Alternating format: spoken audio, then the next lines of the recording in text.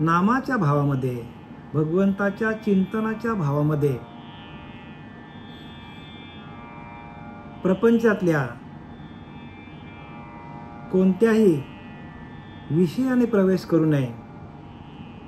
मनाकडे कुठल्याही प्रकारचे विषय येऊ नये.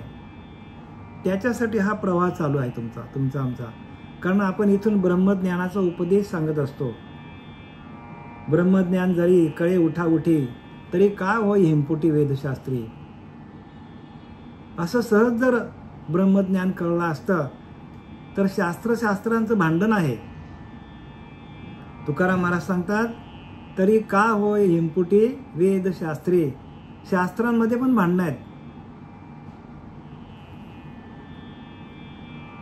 मग ब्रह्मज्ञान ही स्वयंभू वस्तू आहे आणि ती स्वयंभू आपल्या पिंडामध्ये असलेलं ते ज्ञान जोपर्यंत आपल्याला प्रगट होत नाही आणि ते प्रगट करण्याचं कार्य प्रत्यक्ष अवताराला आले. सच्चिदानंद सद्गुरू पांडुरंग देवकर बाबा, सच्चिदानंद सद्गुरू श्रीपाद बाबा यांच्या कृपा आशीर्वादाने किंवा त्यांनी दिलेल्या त्या नामाच्या माध्यमातून त्यांनी कुंडलिनी जागृत केली, शक्तिपात योग केला आणि त्या शक्तिपाताच्या योगाच्या माध्यमातून आपल्याला हे संपूर्ण ज्ञानेश्वरीचा अर्थ, भागवताचा अर्थ, दासबोधाचा अर्थ, तुकाराम महाराजच्या गाथेतील अभंगाचा अर्थ आपल्याला कळायला लागला. अन्यथा हे कळत नव्हतं कोणाला. का? कुंडलिनी जागृत नाही महाराज. म्हणून आपल्याकडे स्वयंप्रकाशित प्रत्येक माणूस स्वयंप्रकाशित आहे आणि तो प्रकाश आपण स्वतःच तयार करायला पाहिजे. एखादा माणूस जरी डॉक्टर झाला, वकील झाला, तरी पण त्याने स्वतः कष्ट केले पुढे तर तो डॉक्टरकी चालते, त्याची वकिली चालते. तो तिथंच थांबला तर ज्ञान तुमच्याकडे दिलेलं आहे पण आपण त्याचा एक्सपेरिमेंट केला नाही, आपण त्याचे प्रयोगच केले नाही, आपण त्याचा वापरच केला नाही, तर त्या ज्ञानाचा काहीही फायदा होत नाही. तसं आपल्याला ब्रह्मज्ञान झालेलं आहे, आपली कुंडलिनी जागृत झालेली आहे, पण ती सातत्याने जागृत राहण्यासाठी समर्थ रामदास म्हणतात की नाही, बीज पेरिले आणि उगवले, निगे विन वाया गेले, साधने विन तैसे झाले साधकाशी. बीज पेरिले आणि उगवले. बीज पेरला आपण शेतामध्ये. तुम्ही आम्ही प्रत्यक्ष शेतकरीच आहोत. आपण शेतात काय करतो? बीज पेरतो. बीज पेरण्याच्या आधी भूमी शुद्ध पाहिजे. त्याच्यावरती कुठल्याच प्रकारचं गवत, तण, झाडं, झुडपं जे काय असेल ते सगळं बाजूला करावं लागतो आणि मग आपण जागा भाजणी करतो. भाजणी केल्यानंतर मग ती जागा पेरण्याच्या लायकीची होते. तसा आपल्याला जो अनुग्रह दिला जातो त्या अनुग्रहाच्या माध्यमातून आपलं शरीर जो आहे, या शरीर म्हणजे अंतःकरण जे आहे, मन, बुद्धी, चित्त आणि अहंकार हे काय होतात? आपल्या अनुग्रहाच्या माध्यमातून शुद्ध होतात. जोपर्यंत आपलं अंतःकरण शुद्ध नाही, अनुग्रह आपल्याला दिलेला नाही, अनुग्रहाच्या माध्यमातून हे ज्ञान होतं.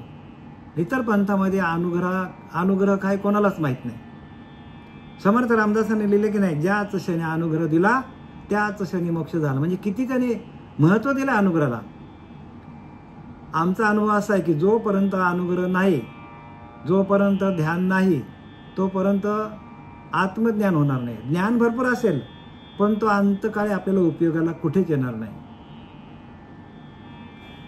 लिहिले की नाही, नाना शास्त्रे पठ्ये लोकम नाना दैवत पूजनम पर्यात्मज्ञाना विना पार्था सर्व कर्म निरर्थकम. ज्या ज्ञानातून आपल्याला आत्मज्ञान होत नाही, आपल्याच आत्म्याचं ज्ञान होत नाही, अशा माणसांनी अनेक प्रकारची 4 वेद, 6 शास्त्र, 18 पुराणे वाचले आणि 33 कोटी देवांची जरी पूजा केली तरी त्याचा काहीही फायदा होणार नाही. म्हणून आत्मज्ञान पाहिजे जगा, त्याच्या पुण्यास नाही सीमा.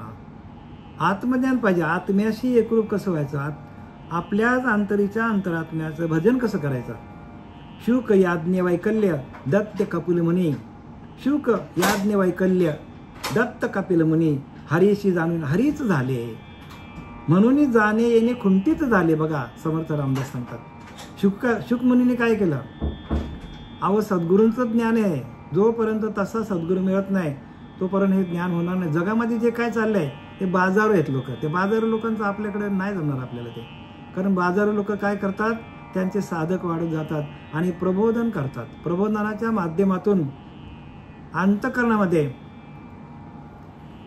जे काही समाजाला त्रास आहे, कोणी त्या जगामध्ये या कलियुगामध्ये कोणाला कसलं व्यसन आहे, दारूचं आहे, पारूचं आहे, अजून कसलं व्यसन असते माणसाचं, ते माणसाचे सुटतात ते. परंतु आत्मज्ञान मिळणार नाही. आत्मज्ञानाशिवाय आपल्याला गती नाही. आपल्याला गती कारणे संगती सज्जनांची, संतांची संगत, सद्गुरूंची संगत. गती म्हणजे काय? मनुष्य देहाला आलोय तर आपल्याला ह्याच देहामध्ये परमात्म्याची प्राप्ती व्हायला पाहिजे. बाकी योनीच्या ठाई विचारच नाही हो. तिथे भजन नाही, काय नाही. तेथे आहार, निंद्रा, भय आणि मैथून याच्या पलीकडे काय नाही. ज्ञान नावाची वस्तू नाही. मग आपल्याला एक वस्तू एक्स्ट्रा दिलेली भगवंताने, ती म्हणजे काय? बुद्धी. आणि ती बुद्धी आपल्याला, बुद्धीचे वैभव अन्य नाही दुजे, एका केशवराजे सकळ सिद्ध दिलेले की नाही. ज्ञानोबा सांगतात बुद्धीचे वैभव. पैसा कमवणे नाही सांगितलं, करोडो रुपये कमवणे नाही सांगितलं. अन्य नाही दुजे, दुसरे वैभवच नाही, एकच वैभव. काय? एका केशवराजे सकळ सिद्धी, एका परमात्म स्वरूपाला प्राप्त करणं, एका परमात्म तत्वाशी एकरूप होणं, हेच वैभव बुद्धीचं आहे. याच्या पलीकडे नाही. अन्य नाही दुजे, दुसरं वैभवच नाही. मग आपल्याला भजन कधी करता येईल? भजनाच्या माध्यमातून आपल्याला आपल्या अंतरीच्या अंतरात्म्याशी एकरूप जोपर्यंत होता येत नाही तोपर्यंत आत्मज्ञानाची प्राप्ती कोणालाही होणार नाही. वाचणं म्हणजे ज्ञान नाही बरं का, परत सांगतो. ऐकणं म्हणजे पण ज्ञान नाही. त्या आत्मस्वरूपाशी एकम विज्ञातम सर्व विज्ञातम भवतो.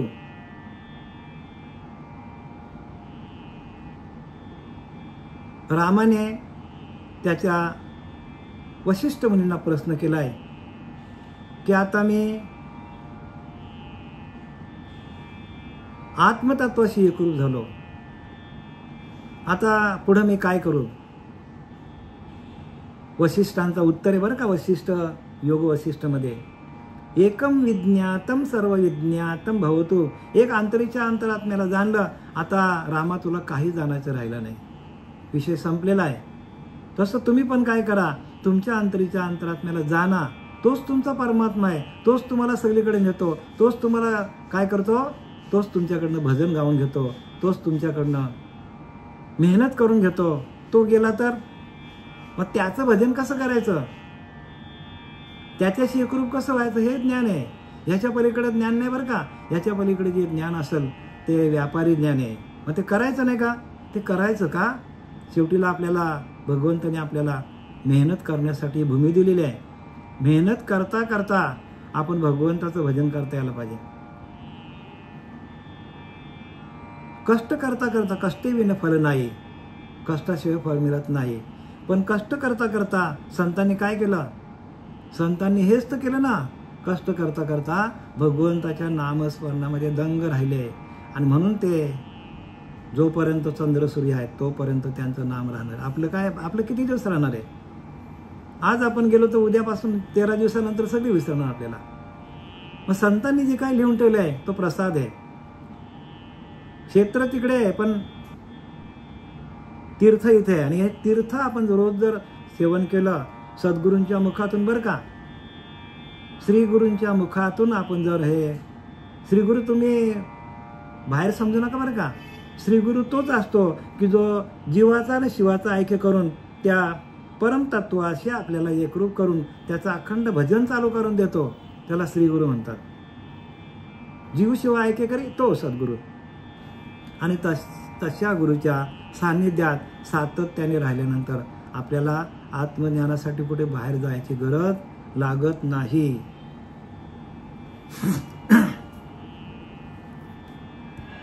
ज्ञानेश्वरी अध्याय 8 अक्षर ब्रह्म योग. आणि त्यातला श्लोक क्रमांक 5 आपण काल संपन्न केला, पूर्ण झाला. आणि आपण आता 6व्या श्लोकामध्ये आपण पदार्पण करायचं आपल्याला. आणि ओवी क्रमांक आहे 74. बघा इथे काय सांगतात की यम यम वापी स्मरण भावम त्यजत्यांते कलेवरम तम तमयवैती कौंतेय यदा तद्भाव भावितः.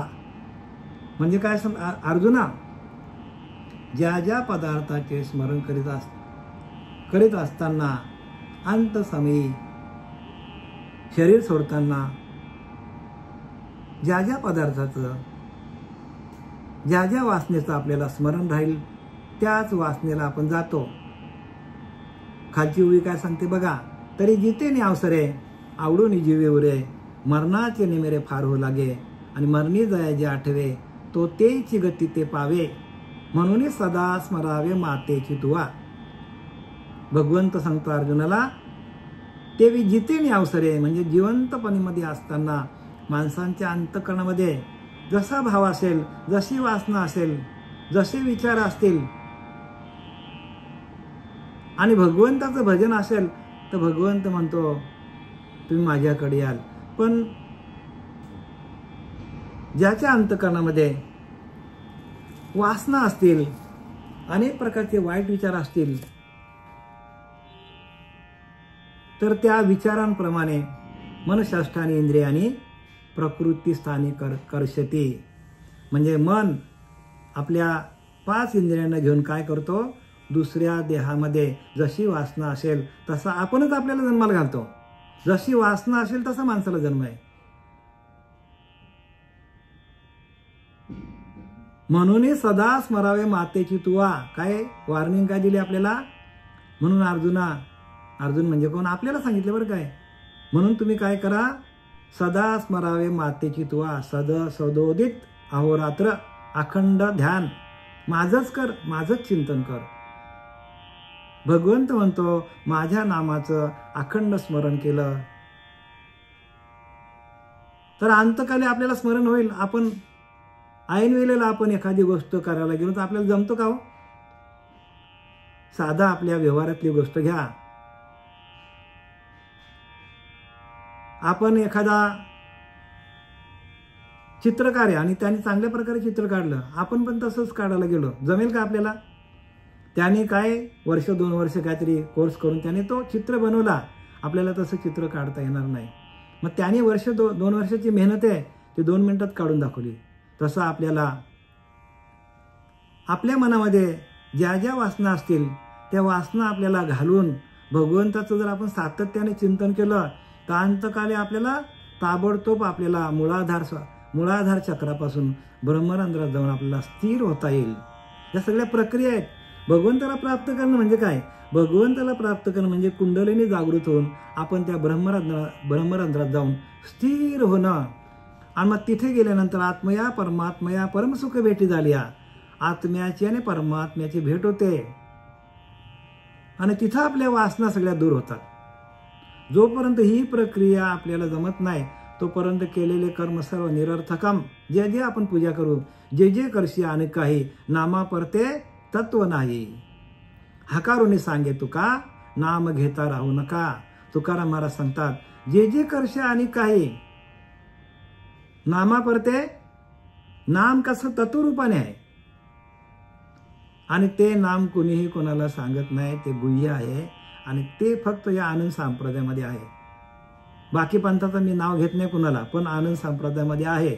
कारण हे संपूर्ण काय होतो तर इथून ते संपूर्ण यूट्यूबवर जातो आमचं. आम्हाला काय बोलायचं तुम्ही समजून घ्या. प्रत्येक साधकाने आपण कोणाची निंदाही करू शकत नाही, कारण खरंच हे ते कोणी सांगतच नाही ना. म्हणून समर्थ रामदास लिहिली, सत्य कळाव्या कारणे केली नाना निरूपणे, परी उठे न धरणे असत्याचे, असत्याचा अभिमान त्याने पावेजी पतन. खालच्या वेळेला जाणार. येणे करता ज्ञाते लोक सत्य शोधिते. तुम्ही ज्ञानी आहात ना, मग सत्य काय ते शोधा.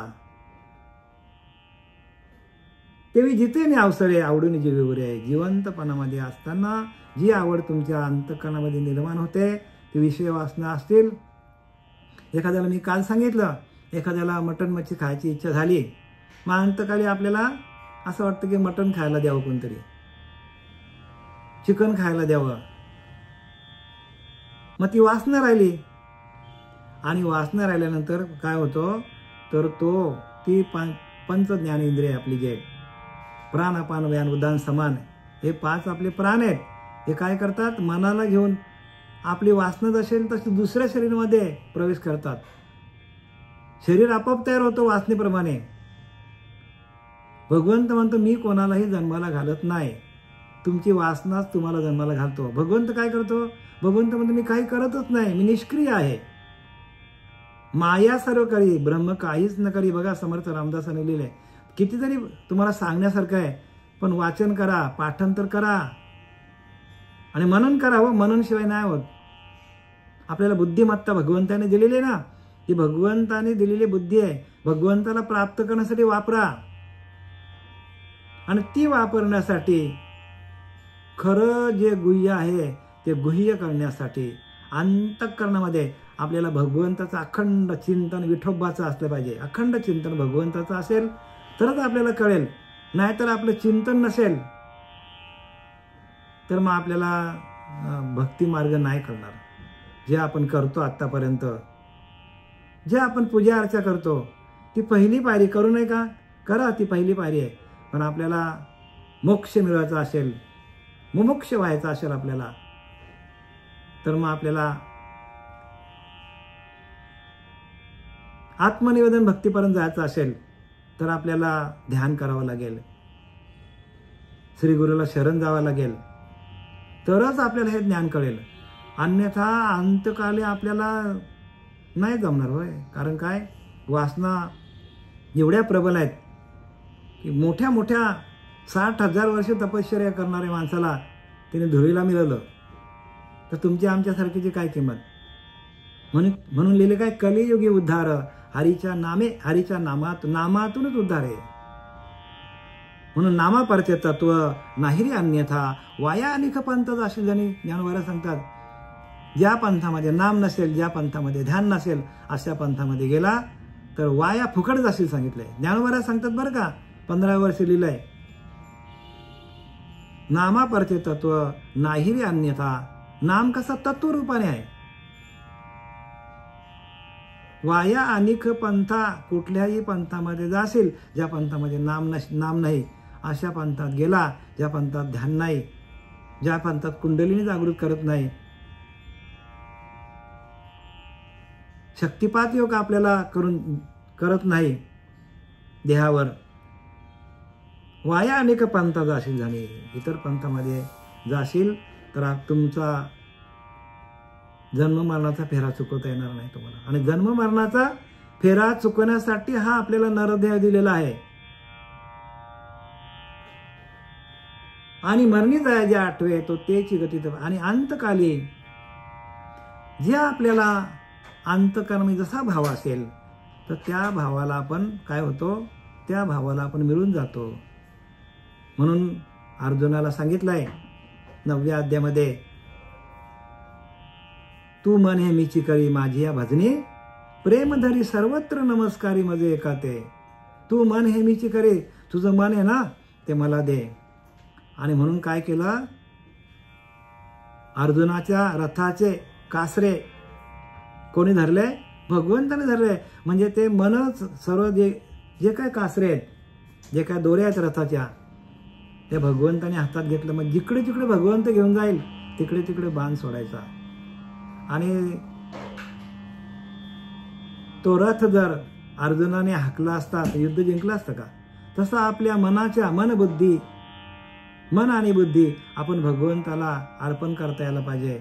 ज्या वेळेला मन बुद्धी, तू मन हे मीची करी माझी या भजनी, तुझं मन मला माझ्याशी मद्रूप कर आणि माझ्या भजनामध्ये प्रेम धर. 9व्या अध्यायामध्ये सांगतात, तू मन हे मीची करी, मलाच देऊन टाक तुझं मन, माझ्या भजनी प्रेम धरी, माझ्या भजनामध्ये प्रेम धर. म्हणजे मन आणि बुद्धी भगवंताला आपल्याला द्यायची झाली तर त्या भगवंताचं भजन करण्यातच मनबुद्धी देता येतं, अशी देता येत नाही बरं का. अशी मन आणि बुद्धी आपलं मनच आपल्याला चालवतं, आपली बुद्धी आपणच वापरतो. पण ज्या वेळेला आपण मन आणि बुद्धी भगवंताला देतो, म्हणजे भजन करतो भगवंताचा, त्यावेळेला भजनातून आपण भगवंताचा होतो. आणि मग आपलं मन असा होतो तयार, आपली बुद्धी अशी तयार होतो की मला चालवणारा परमात्मा माझ्या आतमध्येच आहे, तोच मला चालवतो, सगळी क्रिया माझ्याकडनं तोच करून घेतो. असा भाव, असा दृढ भाव व्हायला पाहिजे. जोपर्यंत असा भाव होत नाही तोपर्यंत ज्ञानाची प्राप्ती कोणालाच होणार नाही. आणि मरणी जे आठवतो तेची गती ते पावे. आणि अर्जुना, मरणाच्या समयी ज्याच्या अंतःकरणामध्ये, ज्याच्या मनामध्ये, ज्याच्या बुद्धीमध्ये जसा भाव असेल, ज्या विषयांचा भाव असेल, त्या विषयांच्या काय करतो, तसा तो काय करतो, त्या योनीला जातो तो. म्हणून सदा स्मरावे मातेची. म्हणून काय कर अर्जुना, तू सतत माझं स्मरण कर. म्हणजे आपल्याला सांगितलंय, आपण अर्जुन आहोत. अरे तू जुना अर्जुना. प्रत्येक माणूस जुनाच आहे हो. आपण काय आत्ताचे आहोत का, मला सांगा. आपण प्रत्येक युगामध्ये होतो, कारण अंतरात्मा कधीच मरत नाही. आत्मा येत नाही, जात नाही. आत्मा असतोची असे सर्व काळ येतो. आपण याच्या आधी पण होतो, पण आपल्याला ते आठवत नाही. का आठवत नाही, तर आपल्याला भगवंताने तशी बुद्धी दिलेली नाही. भगवंत म्हणतो की जे काले मी अवतरे ते अवघेची होऊन स्मरे. ज्या काळामध्ये मी जे अवतार घेतलेले आहे ते मला आठवतात, पण अर्जुना तुला आठवत नाही. कारण मी कोण आहे, तर मी देव आहे. देवाला सगळं आठवतं.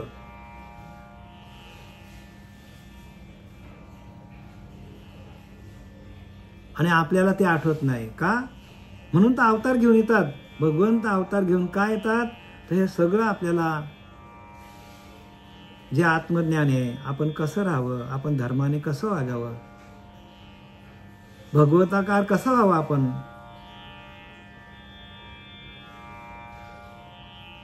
भजन करता करता भगवंताशी एकरूप होऊन आपल्याला ध्येय कसा ठेवता येईल, याच्यासाठी आपल्याला नरदेह मिळालेलं आहे. येण्याची शरीरे शरीरा येना सरे, किंबहुना येर झार चिरा पडे. पै अभ्यासाची या पावटी, ठाकीचे ज्ञान किरीटी. ज्ञान ये जे भेटी ध्यानाची या. ध्यानाच्या भेटीला ज्ञान येतो, असं ज्ञान येत नाही. माऊली 12व्या अध्यायामध्ये सांगतात, येण्याची शरीरे शरीरा येना सरे. याच शरीरातून आपल्याला जन्म मरणाचा फेरा चुकवता येतो. किंबहुना येर झार चिरा पडे, जाणं येणं बंद होतो, म्हणजे जन्म मृत्यू आपल्याला चुकवता येतो. पै अभ्यासाची या पावटी. अरे पण अर्जुना, अभ्यास करायला लागेल तुला. अभ्यास म्हणजे वाचन नाही बरं का. अभ्यास म्हणजे ऐकणं नाही. अभ्यास म्हणजे मोबाईल बघणं नाही. अभ्यास म्हणजे ध्यानाला बसून त्या आपल्या अंतरीच्या अंतरात्म्याशी एकरूप होऊन त्याचं भजन करणं, त्याला अभ्यास म्हणतात. पै अभ्यासाची या पावटी, ठाकीचे ज्ञान किरीटी. अभ्यास केला, ज्ञान ये जे भेटी ध्यानाची या. ध्यानाच्या भेटीला ज्ञान येतो. ध्यान कर. तुकोबारे कुठल्या शाळेत गेले होते, ध्यान केलं.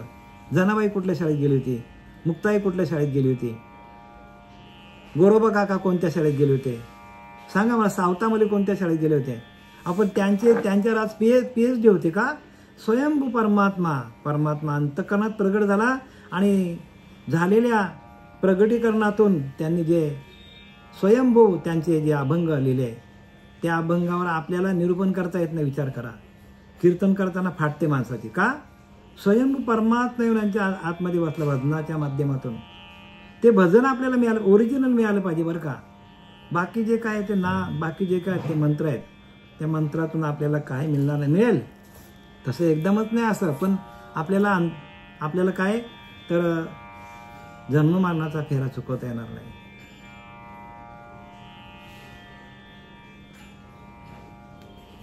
आणि जन्म मरणाचा फेरा चुकवण्यासाठी आपल्याला नरदेह मिळालेला आहे.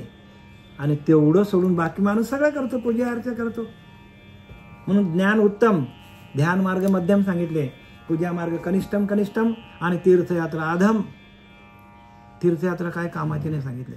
हे संतांनी लिहिले बरं का, आम्ही बोलत नाही. ज्ञान उत्तम, ध्यानधारणा मध्यम, तीर्थयात्रा पूजा मार्ग कनिष्ठम कनिष्ठम आणि तीर्थयात्रा अधम.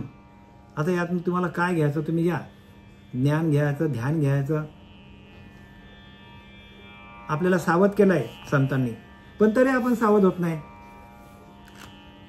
डोळा जे देखावे, कानी हन ऐकावे, मनी जे भावावे, बोलावे वाचे.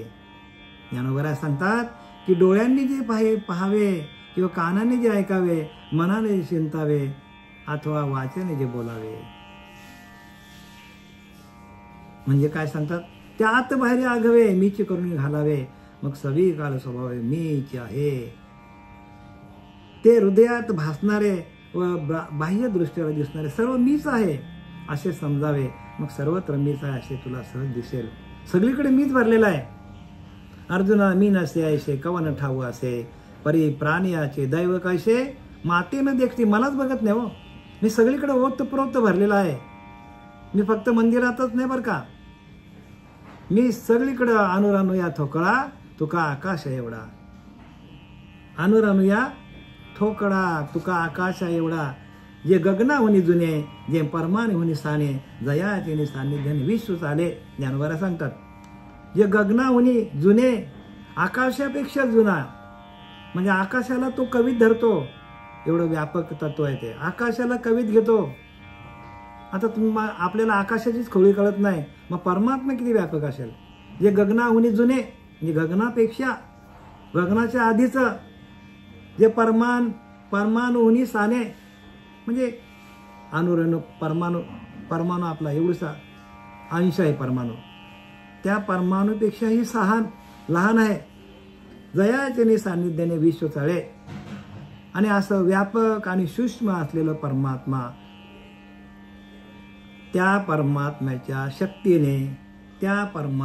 शक्तीने हे विश्वाचे व्यापार चालतात. स्पष्टपणे लिहिले बघा. जे गगनाहुनी जुने, जे परमाणुहुनी साने, जयाचे सान्निध्याने विश्व चाळे. विश्वाचे सगळे व्यापार त्या शक्तीने चालतात. आणि त्या शक्तीला आपण आतमध्ये धारण करून त्या शक्तीशी एकरूप होणं म्हणजे भक्ती आहे. भक्ती कशाला म्हणतात?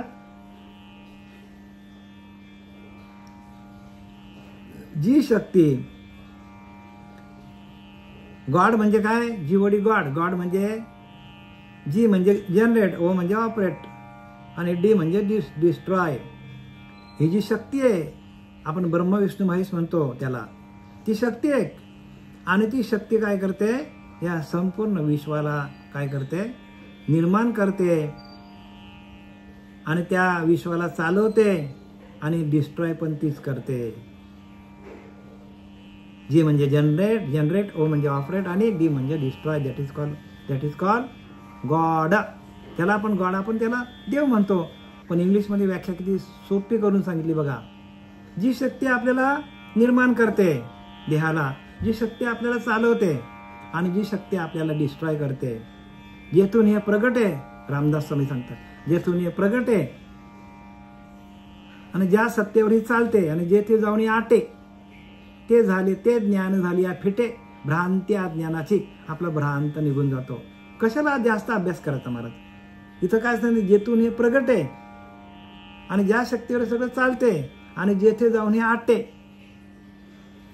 ते ज्ञान झाली या फिटे. भ्रांत्या ज्ञानाची, ते ज्ञान व्हायला पाहिजे. ही शक्ती काय? ही शक्ती आपल्याला निर्माण करते, तीच शक्ती आपल्याला चालवते आणि तीच शक्ती आपल्याला काय करते? डिस्ट्रॉय करून, शरीर डिस्ट्रॉय करून टाकतो. ही शक्ती निघून गेली का आपलं शरीर गेला.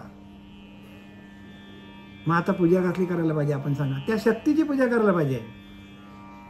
आणि त्या शक्तीची ओळख करून देणारा श्री गुरु जोपर्यंत जीवनात येत नाही तोपर्यंत आपली गफलत आहे. गफलत हे कोणीच कोणाचं नाही बरं का. इथे जे काय चाललंय ते खरं नाही जगामध्ये. आपले आपण करा सोडवण, तुमची तुम्ही सोडवण करा. जे काय चाललंय ते खरं नाही. इथून स्पष्ट बोलतो तुम्हाला मी. म्हणून त्याचा शोध घ्या. येणे करता ज्ञाते लोक सत्य शोधिते. सत्य शोधा काय ते? सत्य कळाव्या कारणे केली नाना निरूपणे, कोणी प्रवचन, कोणी कीर्तन, कोणी काय, परंतु उठे ना धरणे असत्याचे, असत्याचा अभिमान, ज्याने त्याने आपल्या आपल्या पंथाचा अभिमान धरलेला आहे. खोटा आहे ते, खोट्याचा अभिमान माणसं बाळगतात. त्याने पाविजे पतन, म्हणजे 84 जावं लागेल. येणे करतात ज्ञाते लोक सत्य शोधिती. जे ज्ञानी आहेत, जे परमपुरुष आहेत, जे आत्मज्ञानी आहेत, जे महात्मे आहेत, ते काय करतात? सत्याचा शोध घेतात. हे सगळं मायेचा सगळा काय आहे? मायेचा खेळ आहे. ही माया आपल्याला कुठे घेऊन जाईल माहीत पडणार ना आपल्याला. म्हणून तसा सद्गुरू शोधा. जोपर्यंत असा सद्गुरू जीवनात येत नाही, नाम देणारा, ध्यान करणारा, तोपर्यंत कोणाचंच काही खरं नाही. जे काय चाललंय ते आपण काय बोलायचं नाही. तुम्ही समजून जा मला काय म्हणायचं ते. आणि म्हणून काय सांगतात? डोळा जे देखावे, म्हणजे भगवंताच्या भजनातून, म्हणून सदा स्मरावे मातेची तोवा, म्हणून सतत माझं भजन कर, अखंड ध्यान कर. आणि असं ध्यान केलं काय होईल? डोळ्यांनी जे पाहावे, कानाने जे ऐकावे, मनाने जे चिंतावे, अथवा वाचेने जे बोलावे, असं आपण भजन केलं तर डोळ्यातून बघणं भगवंतालाच आपण डोळ्यांनी बघणार, कानाने आपण भगवंताचंच ऐकणार. भजन चालू झालं आपलं, अखंड चिंतन विठोबाचं चालू झालं. मग आपण डोळ्याने काय बघणार?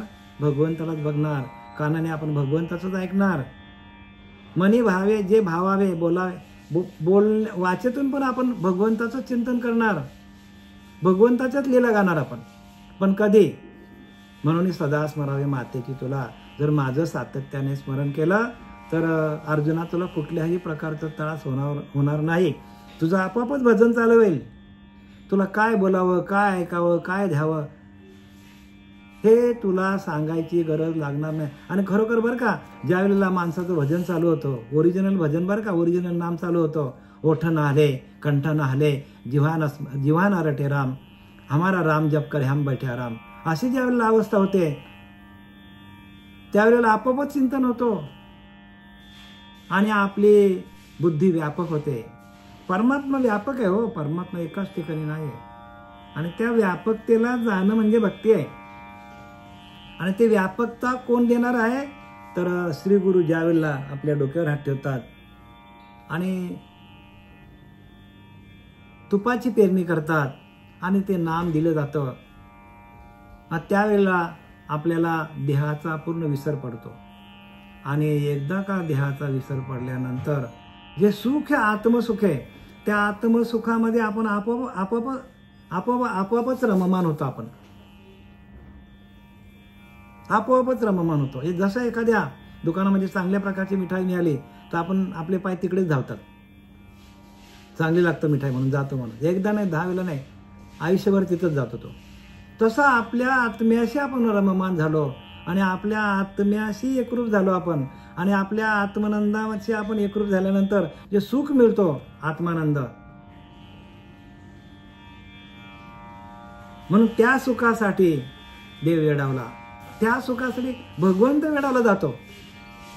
भगवंत वाट बघतो की असा माझं कोणता शिष्य आहे, असा कोण माणूस आहे की जो माझे अखंड चिंतन माझं करतो. आणि त्याच्या हृदयामध्ये भगवंत आत्ता येऊन बसायला तयार आहेत, पण आपल्याकडे भजन तेवढं नाही आहे. भगवंत वाट बघतो.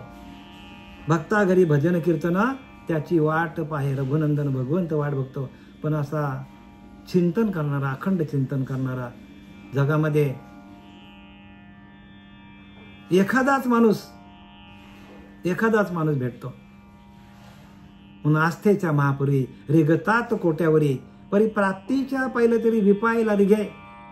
ज्ञानोबाला सांगतात, भगवंताच्या या भक्तीमध्ये लाखो करोडो लोक उड्या मारतात, पण प्राप्तीच्या पहिलं तरी विपायला रिघे, एखादाच जातो तिथे. तसा आपण व्हायला पाहिजे, एखादाच व्हायला पाहिजे.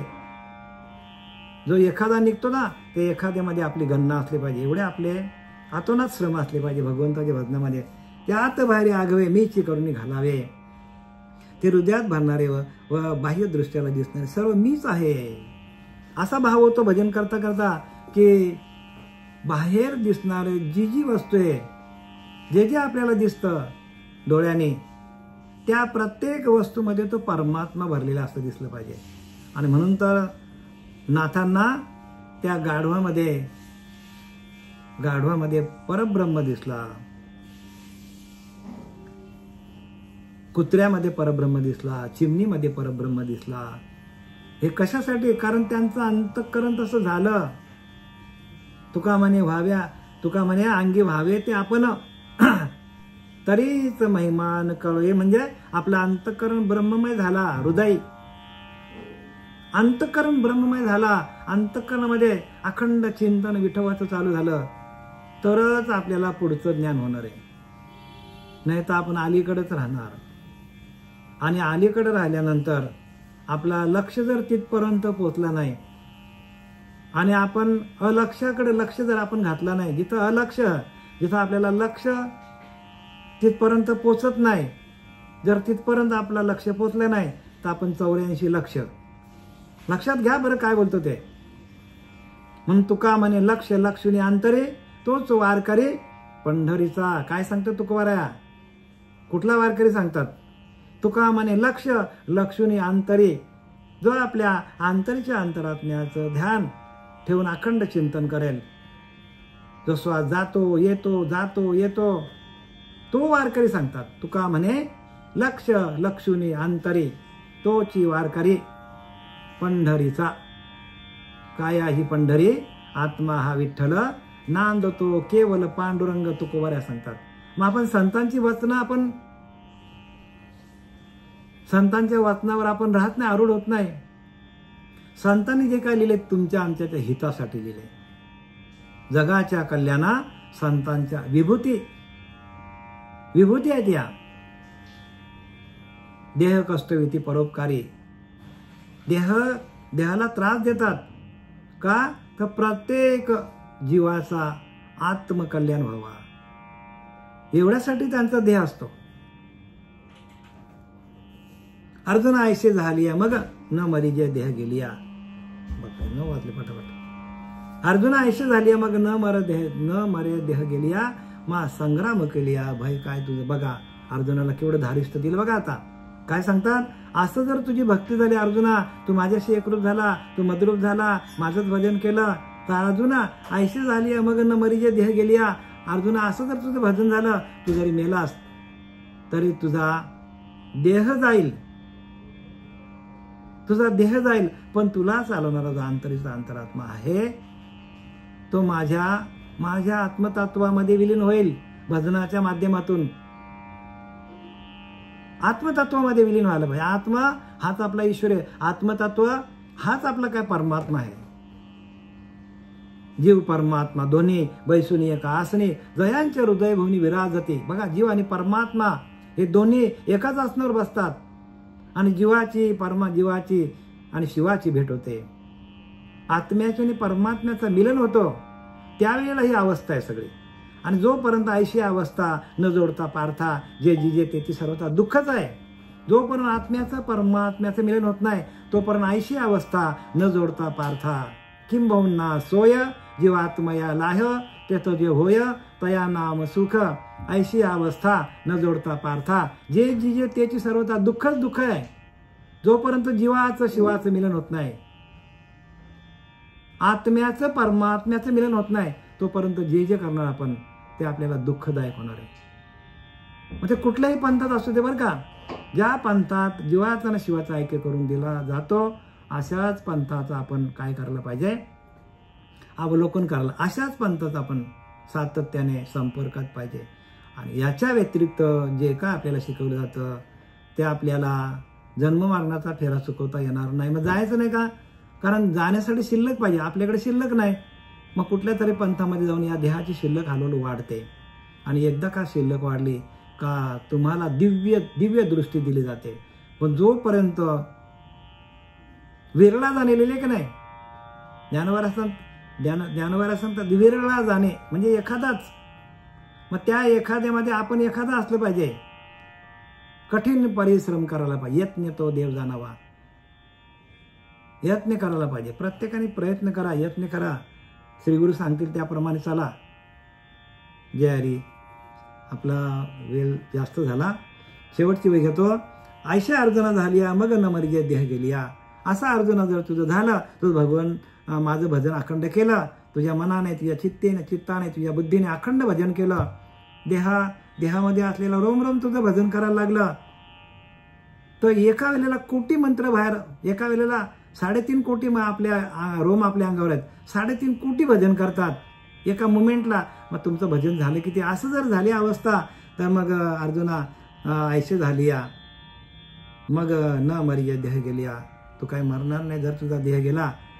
मग संग्राम केलिया भय कैसा. मग आता तू असं जर भजन करता करता जर तू संग्राम म्हणजे युद्ध केलं, तर तू मला येऊन भेटशील. म्हणजे आपण संग्राम म्हणजे आपण तो संग्राम नाही पकडायचा बरं का.